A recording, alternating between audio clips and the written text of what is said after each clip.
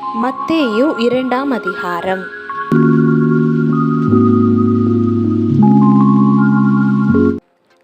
ஏரோது ராஜாவின் நாட்களில் யூதேயாவில் உள்ள பெத்லஹேமிலே இயேசு பிறந்த பொழுது கிழக்கிலிருந்து சாஸ்திரிகள் எருசலேமுக்கு வந்து, யூதருக்கு ராஜாவாக பிறந்திருக்கிறவர் எங்கே? கிழக்கிலே அவருடைய நட்சத்திரத்தை கண்டு அவரை பணிந்து கொள்ள வந்தோம் என்றார்கள்.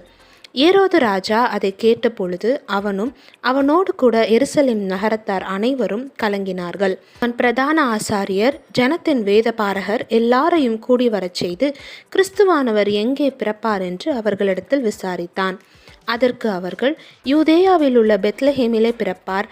அது என்னவென்றால், யூதேயா தேசத்தில் உள்ள பெத்லஹேமே, யூதேயாவின் பிரபுக்களில் நீ சிறியதல்ல, என் ஜனமாகிய இஸ்ரவேலை ஆளும் பிரபு உன்னிடத்திலிருந்து புறப்படுவார் என்று தீர்க்கதரிசியினால் எழுதப்பட்டிருக்கிறது என்றார்கள். அப்பொழுது ஏரோது சாஸ்திரிகளை இரகசியமாய் அழைத்து நட்சத்திரம் காணப்பட்ட காலத்தை குறித்து அவர்களிடத்தில் திட்டமாய் விசாரித்து, நீங்கள் போய் பிள்ளையை குறித்து திட்டமாய் விசாரியுங்கள். நீங்கள் அதை கண்ட பின்பு நானும் வந்து அதை பணிந்து கொள்ளும்படி எனக்கு அறிவியுங்கள் என்று சொல்லி அவர்களை பெத்லஹேமுக்கு அனுப்பினான். ராஜா சொன்னதை அவர்கள் கேட்டு போகையில், இதோ அவர்கள் கிழக்கிலே கண்ட நட்சத்திரம் பிள்ளை இருந்த ஸ்தலத்திற்கு மேல் வந்து நிற்கும் வரைக்கும் அவர்களுக்கு முன் சென்றது. அவர்கள் அந்த நட்சத்திரத்தை கண்டபோது மிகுந்த ஆனந்த சந்தோஷமடைந்தார்கள்.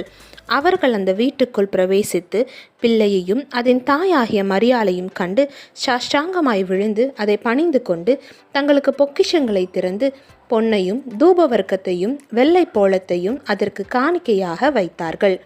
பின்பு அவர்கள் ஏரோதினிடத்திற்கு திரும்பி போக வேண்டாம் என்று சொப்பனத்தில் தேவனால் எச்சரிக்கப்பட்டு வேறு வழியாய் தங்கள் தேசத்திற்கு திரும்பி போனார்கள்.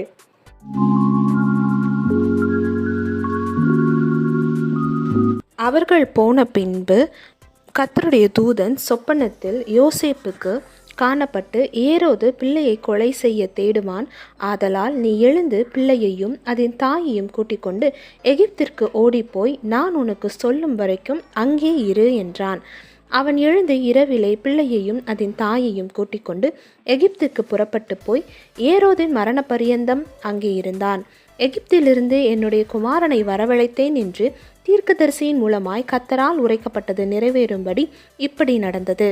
அப்பொழுது ஏரோது தான் சாஸ்திரிகளால் வஞ்சிக்கப்பட்டதை கண்டு மிகுந்த கோபம் அடைந்து ஆட்களை அனுப்பி தான் சாஸ்திரிகளிடத்தில் திட்டமாய் விசாரித்த காலத்தின்படியே பெத்லஹேமிலும் அதன் சகல எல்லைகளிலும் இருந்த 2 வயதிற்கு உட்பட்ட எல்லா ஆண் பிள்ளைகளையும் கொலை செய்தான். புலம்பலும் அழுகையும் மிகுந்த துக்கம் கொண்டாடலும் ஆகிய கூக்குரல் ராமாவிலே கேட்கப்பட்டது. தன் பிள்ளைகளுக்காக அழுது அவைகள் இல்லாதபடியால் ஆறுதல் அடையாதிருக்கிறாள் என்று எரேமியா தீர்க்கதரிசியினால் உரைக்கப்பட்டது அப்பொழுது நிறைவேறிற்று.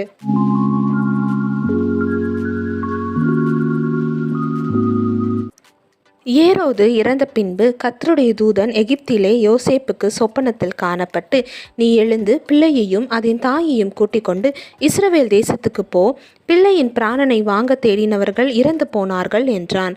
அவன் எழுந்து பிள்ளையையும் அதன் தாயையும் கூட்டிக் கொண்டு இஸ்ரவேல் தேசத்துக்கு வந்தான்.